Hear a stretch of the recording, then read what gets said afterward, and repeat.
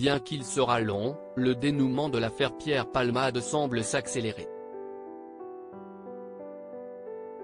Le comédien de 54 ans a été impliqué dans un très grave accident de la route le 10 février dernier près de son domicile, dans la commune de Villiers-en-Bière, Seine-et-Marne, après que son véhicule se soit déporté sur la voie d'en-face et a percuté une voiture de plein fouet.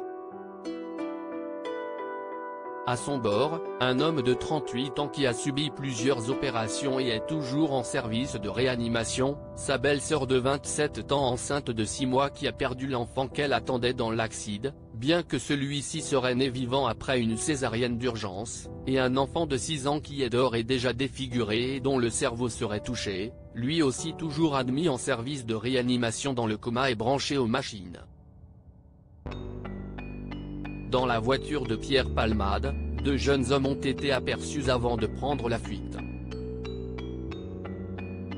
L'humoriste, qui n'a lui que 4 côtes cassées et quelques blessures annexes, est hors de danger et devrait être entendu par les enquêteurs prochainement.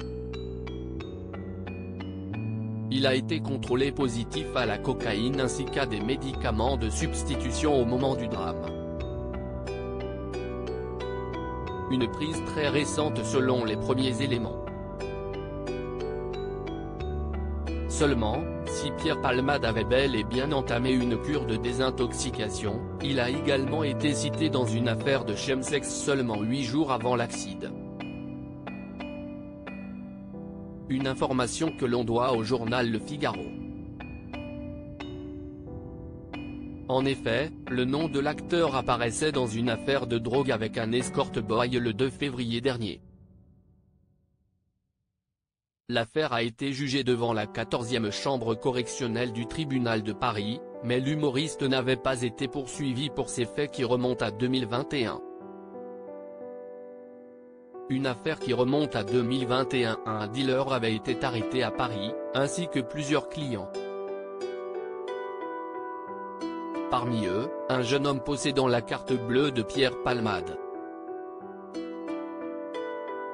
Ce dernier a alors été convoqué par la police, qui l'a par la suite interrogé.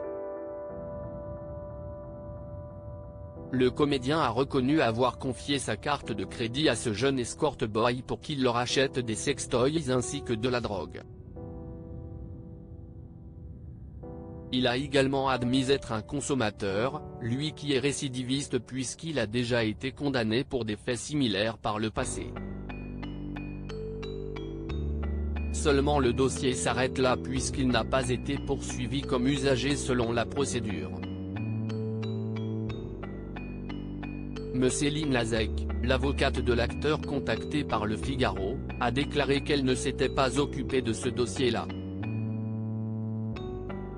Suite à l'accident, Pierre Palmade est désormais visé par une double enquête pour homicide et blessures involontaires et infraction à la législation sur les stupéfiants.